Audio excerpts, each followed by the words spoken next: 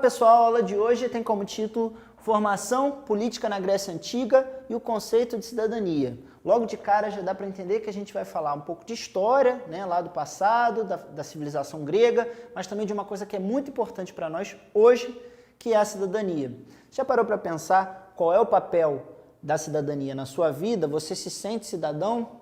Quero que você reflita ao longo dessa aula para a gente encerrar junto aqui. Primeira coisa que eu vou trazer para a discussão é esse tema sobre Grécia Antiga. De que Grécia a gente está falando? Isso porque Grécia hoje é um país, é um Estado-nação independente, tem um território bem definido, tem uma forma de governo.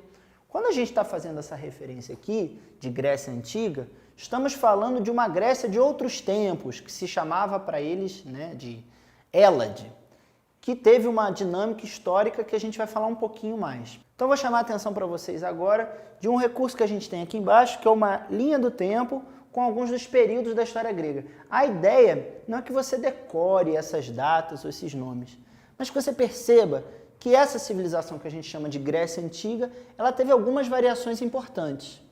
Por exemplo, esses dois primeiros períodos, eles têm uma relação com Homero, que a quem é atribuída a Ilíada e a Odisseia, que são obras fundadoras, digamos assim, da literatura no Ocidente. Isso é muito importante. Tanto que, olha a divisão, o período que é chamado de pré-homérico, que iria mais ou menos de 2000 até 1100 a.C., e um período chamado homérico, que teria vivido Homero, digamos assim, de 1100 até 800 a.C.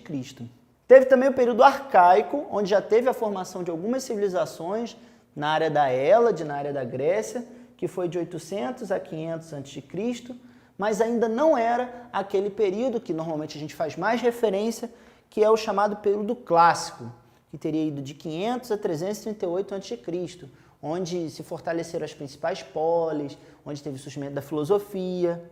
E por último, o período que é conhecido como helenístico, que vai de 338 a 146 a.C., que foi uma época que a Hélade, essa área dos gregos, ela foi conquistada por Alexandre o Grande, da Macedônia. E é um período bastante importante para a gente entender como é que ficaria a Europa depois desse período da Grécia Antiga. Pois bem, vale a gente questionar o que era para o grego ser grego, o que fazia ele se sentir parte dessa coletividade. Isso é muito interessante, porque lá na Antiguidade não se pensava hoje como a gente, eu sou brasileiro, você é dos Estados Unidos, não tinha essa ideia muito clara. O que existia era uma noção de pertencimento a uma cultura helênica, como se dizia, né? E essa cultura tinha como principal elemento de distinção a língua. Então era grego aquele que falava grego. Então ser grego era dominar essa língua e fazer parte dessa cultura e desses costumes. Um outro elemento muito importante para a gente entender o que era o ser grego eram as chamadas polis. Polis, é preciso que você preste atenção porque é uma ideia diferente do que a gente tem hoje. As polis, ou poleis, né, eram cidades-estado independentes, militar, financeiramente, com relação às leis. O que isso quer dizer? Olha que interessante. Existia, por exemplo, uma cidade, Atenas, outra Esparta, outra Micenas. Cada cidade dessa era como se fosse um universo particular. Tinha suas próprias leis, tinha sua própria política, sua própria cidadania. Mas, apesar de diferentes, essas polis, elas se entendiam como parte da Grécia. Olha que interessante. Então esse é um conceito muito próprio da Grécia Antiga. Tinha um pertencimento cultural, embora tivesse uma independência e cada uma se desenvolvesse politicamente separada da outra. É interessante que muitas delas também tinham uma forma semelhante. Tinha a Acrópole, que era um lugar que normalmente era mais alta, onde tinha a Ágora, que era um local de discussão dos cidadãos, tinha a Jerusa, que era uma assembleia de decisões políticas, e em torno da Acrópole tinha a região onde ficava a maior parte da população, que era uma região mais rural, onde havia também a produção de alimentos. Ou seja, mesmo diferente, as polis tinham algumas coisas em comum. Duas polis se tornaram mais conhecidas, Atenas e Esparta. Atenas se diferenciou pelo regime democrático, a gente vai discutir isso já já, né, que surgiu durante o período clássico lá em Atenas. que se desenvolveu uma forma de participação política muito específica. Já outra muito importante foi Esparta. Esparta não se desenvolveu na forma de uma democracia, mas na forma de uma monarquia, ou seja, um governo de um rei, que tinham 2 reis. Por isso o nome é assim diferente, ó, é diarquia. O que é interessante?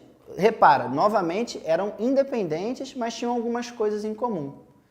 Tanto em Atenas quanto em Esparta, eram cidadãos, ou seja, faziam parte da vida política, das decisões das coisas daquela comunidade, sobretudo os homens livres. Mulheres, crianças e estrangeiros eram excluídos das decisões.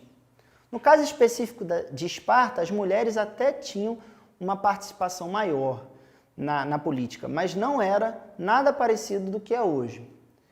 Então, legal. A gente já falou aqui sobre o que é essa Grécia Antiga, sobre como os gregos se entendiam como gregos, sobre a importância dessa organização de cidades-estados independentes, as chamadas polis. Falamos do conceito de cidadania, que era bastante restrito, né? Aos homens livres, sobretudo, e falamos das formas de política, dando destaque a 2, a Atenas e a Esparta. Nesse momento final, para a reflexão da nossa aula, eu vou trazer essa discussão sobre a democracia na Grécia Antiga.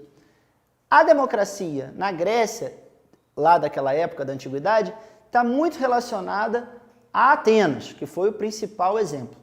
No período clássico, que a gente mencionou aqui, Atenas, sob um governante chamado Clístenes, ampliou a participação dos cidadãos no regime político. Todos podiam participar, todos os homens livres, né? Tem que fazer essa restrição, que não fossem estrangeiros, poderiam participar de forma igual nas decisões políticas. Ainda assim, isso era uma grande mudança para o que era mais comum no mundo antigo. Por quê? Não existia uma distinção econômica, por exemplo. Né? Se fosse homem livre e não fosse estrangeiro, poderia participar das assembleias e das principais discussões políticas. Essa ideia de igualdade na participação das discussões, ela foi a grande marca da democracia na Grécia Antiga. E é aí que a gente vai dar um pulo para os dias de hoje. A nossa democracia, hoje em dia, onde se vota, onde a gente acha que todos somos cidadãos, participamos da vida política do nosso país, ela foi elaborada muito depois, vocês vão ver, com a Revolução Francesa, com uma série de outros processos que ampliaram essa noção. Mas, digamos assim, o embrião, a origem dessa ideia de igualdade nas decisões políticas está aqui na Grécia. Para a gente encerrar, eu gostaria que você refletisse sobre uma coisa.